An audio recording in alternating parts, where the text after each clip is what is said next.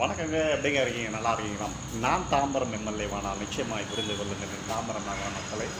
மருத்துவமும் கல்வியும் உங்கள் கைகளில் வரும். மருத்துவம் என்பது இன்று நமது எட்டாக்கணியாக மாறிக்கொண்டே இருக்கிறது. கல்வியும் அதே நிலையில் சென்று கொண்டிருக்கிறது. கல்வியும் மருத்துவமும் வசதி உள்ளவர்களுக்கு மட்டுமே என்ற நிலை இன்று காலகட்டத்தில் இக்கால சூழ்நிலையில் நம்முடைய அரசியலமைப்பே அப்படி மாறிக்கொண்டிருக்கிறது.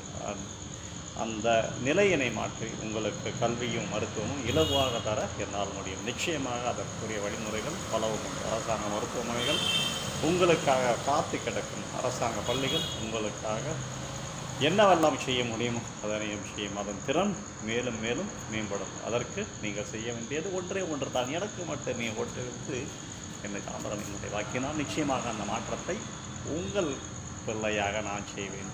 உங்கள் வீட்டு பிள்ளையாக நீங்கள் என்றும் என்னை அழைக்கலாம். ஆகையால் என்னை நீங்கள்